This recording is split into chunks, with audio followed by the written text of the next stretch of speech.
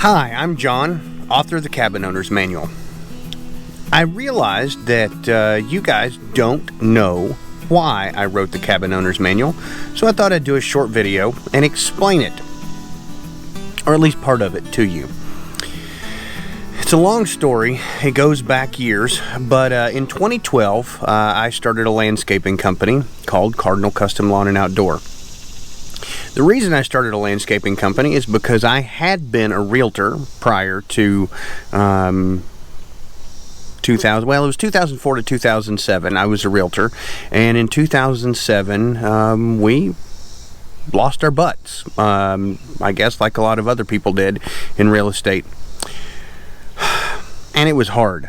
We had a couple little kids, and Sarah and I was teaching high school. Sarah was working, and we just lost everything. So we ended up, long story short, we moved back to East Tennessee from Middle Tennessee, where we had been, and I have always loved the Smoky Mountains, and this is where my heart is, and realized that I should probably move back here. My family was here, and we were trying to raise some kids and grow a family together. Long story short, I had had several jobs, but I had been studying the whole time since 2007 what it caused, the problem, why we lost everything. And I finally realized it was because that I had run a business, but I did not have a stable income. So I began looking around, and lo and behold, I had done landscaping in high school. I was working as a lead for a landscaping company while looking for real estate. We'd done some real estate deals. We'd sold a house, and we bought a duplex, and we had done several different things. Real estate is my favorite thing, by the way. It's real estate's what I love doing. But I needed a residual income, because real estate, you get big checks, but if you're the only income and you only have to live off the big checks and the big checks go away, you can't make it. So one day in April,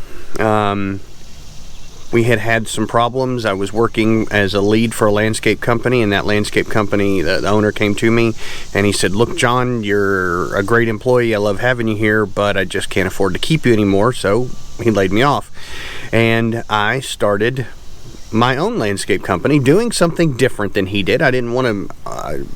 Gary was a great guy. I still love him to this day. He and his family and I are good friends. It wasn't anything personal. It was just, I understand he couldn't pay me. So what I did was I started a company mowing grass, because Gary didn't mow. Gary was more plant related, and he still runs a great landscaping company, but it's just smaller. He and his son work together, and they enjoy it. So we started mowing, but I started working on cabins because I wanted to learn the cabin industry, because I saw that there was some advantages to real estate working in the cabin industry. Man, the first couple years in business, I got my butt kicked. I mean, absolutely got my butt handed to me. We were going broke faster than you can imagine.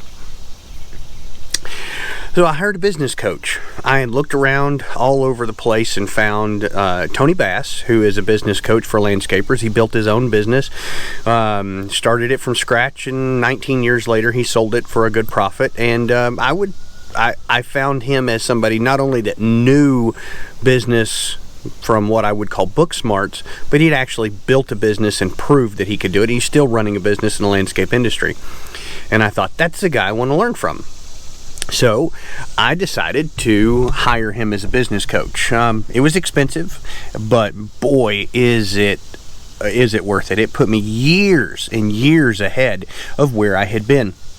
Several years later, Tony had been teaching me all these different issues and about running a business and how to run a business, and I learned so much about how businesses work, and Tony and other people that I had invested in. Of course, I was reading books constantly and trying to learn, and I got good at it. One of the things that Tony suggested that we do is, whenever you're working, if somebody asks you a question, that you should, answer them. But if 3 people ask you that same question, you should write down the answer, because that means that many people are having a problem with it.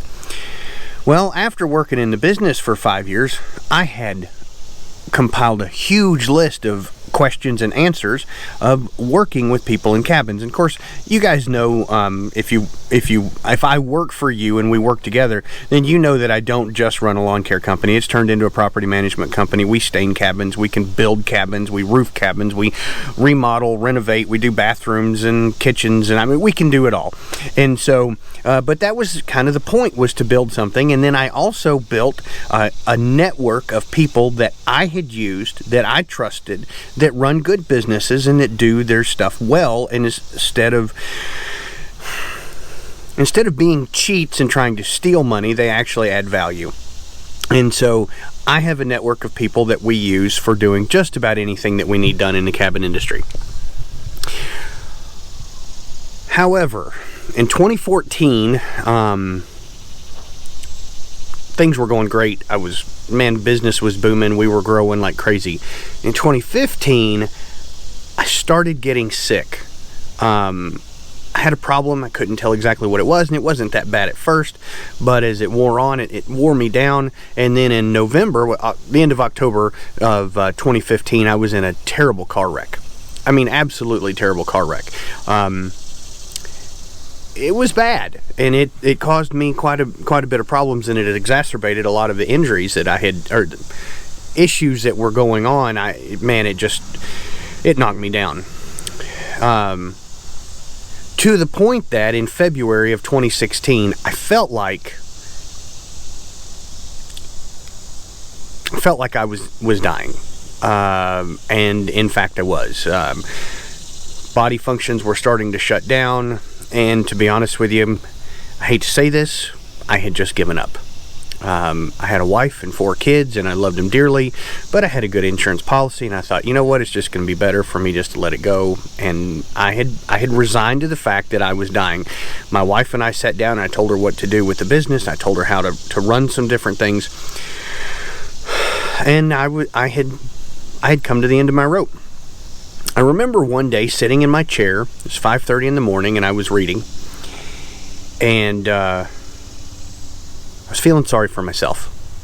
And I decided that I came to a point sitting in that chair that I decided I'm either going to just give up and die, or I'm going to get up and go do something and make my life worth it. And I thought to myself, I've got all this information that I compiled from years and years of work, and I'm going to have my wife and kids. My plan was to let them continue running the business and using the contacts that we had and working.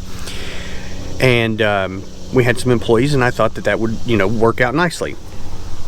Sarah would just be able to run the business part of it, and she could handle it and make some money.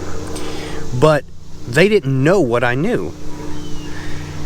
So I got up out of the chair, I went downstairs, and I started remodeling the basement and writing a book. And it was funny because I was feeling so sick I could barely do anything.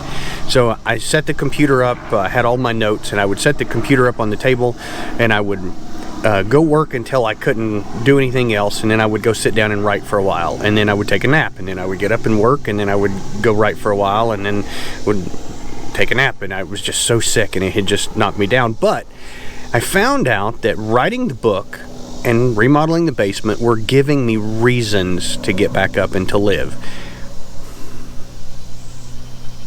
And then I realized that I had other reasons. My wife, my kids, my family, people that depended on me.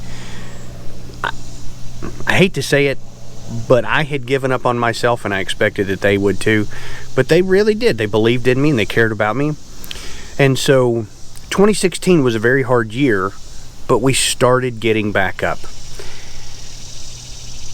I pulled through the sickest part of it, and my health started slowly regaining. And I realized that I had not really had any life goals that I was currently going after. My goal of building a business was big, and it was something that I wanted to do, but it wasn't something that I had really put a lot into. So I decided I was going to go back to what I liked, and that's real estate, because I loved it. But I had told myself years before that I was just going to get out of real estate, and I was going to do real estate as an investor, but not as a realtor. I don't like going and showing properties. Not that I don't like taking people out and spending time with them. It's just that I'm so busy. I have a ridiculous amount of stuff to do that just taking time off on a whim to go show somebody a piece of property that they may or may not buy is just something that I didn't see as a personality trait that I could do. But then I realized I don't have to do that. I can educate people, and I can show them, and I can teach them, and I can show you properties, and I've got other people that I work with at Marty Loveday and Associates, which martyloveday.com, by the way, is my principal broker. But we have several people that are really good agents, and we can set you up and show you properties. But that wasn't necessarily what I was good at. I realized that education is what I'm good at. I was a high school teacher. I've been teaching in church for years and years, and that's what I'm good at, is education. So I could educate people. And so that's really where my heart comes from, is I love real estate. And some people looking at it saying, well, there's a guy that runs a landscape company and he's a realtor. Well, that's not really the way it worked. To be honest with you, I'm an educator that loves real estate and knows how it works and have studied it, and I've written books about it, which, by the way, the Log Cabin Owner's Manual, is a book about real estate and how it works and how you can use it. I also just finished another product that it's called The Business of Owning a Cabin. We've got it was originally 5 M's, and I've got a couple more that I may or may not put in it, depending on how it works out. But it is another product about real estate and how it works. So I understand it. I got it. I've got a great grasp on how business works now because of my business coach, Tony Bass, and other people that have taught me. And I just know what I'm talking about now. So now I'm not a 18-year-old kid running around just hoping to be good at real estate. I built a business, but real estate is my passion. It's what I'm good at. It's what I love. It's what I do. So don't look at us at Cardinal Custom Lawn and the Cabin Owner's Manual and say, oh, well, there's a guy that's a landscaper, he mows grass, and he's trying to be a real estate agent so that he can make some money. That's not the way it worked. To be honest with you, I'm not really even what I would call a really good realtor. I'm a real estate investor, and I use real estate, being a quote-unquote realtor, as a way to help and teach people. I'm really more like a real estate coach. And if you want help coaching with it, if you want me to teach you how to make money in real estate, that's what I'm good at. That's what I do. And that's where we can help you. So if you need business coaching, I got it. If you need real estate coaching, I got it. If you need life coaching, I've got it. I've been through the pit. I have been through the bottom. I've gone down to the bottom and working my way back up. And I'm not saying I'm arrived. I mean, good grief, you'll never get there. But it's just, I want you guys to understand that I'm here to help. And if I can help you, that's what I want to do. So that's where I hang my hat, is in education and in helping people. And that's what I'm good at.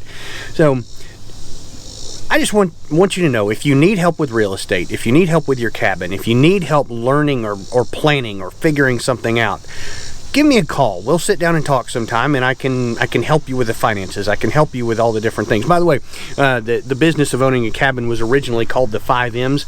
It's mindset, money, mastering systems, management, and maintenance. Just so you guys know, that's something that we deal with constantly in cabins, and it's something that you need to know how to deal with. I've also looked at putting marketing in there, which really I looked at as kind of a money issue, but it entails more than that. And then also margins, because I think you need to build margins into your life so that if you can't stay, and when you're coloring or writing and they've got the margins on the side of the paper, you want to be able to keep everything inside the margins, but the margins are there so that if you get outside just a little bit, it's not the end of the world. So that's a whole nother issue, and we'll talk about that later. But at any rate, that's me. That's what I do. I'm John Suttles, author of the Cabin Owner's Manual, author of the Business of Owning a Cabin, although we haven't officially titled it yet, so it may change in a little bit. The 5 M's, the 7 M's, whatever we want to call it. But we've got a couple products, and we're trying to help you. And so if you need help, if you want help, let me help you. If you want to learn how to buy a cabin, I can tell you what to look for. If you want help selling a cabin, man, I can tell you what to look for. Obviously, we'd love to list it. Obviously, if you want to buy a cabin, we'd love to be your agent and work with you and teach you. That's what we do. That's what we're good at. Cabins are a good investment. You can make a lot of money. I'll give you an example. My mom and dad had a cabin, or had a house that was a long-term rental, and they'd had it for 8 years, and they just weren't making any money at it. So I talked to them, told them how we could help them with the cabins. They're not only are they cash flowing, they've got money that they've actually made, and they're putting investments. It's an investment, and boy, has it been a huge help. So at any rate, this is John, author of the Cabin Owner's Manual. I run Cardinal Custom Lawn and Outdoor Property Maintenance Solutions. If we can help you, just let us know. Thanks, and have a good day.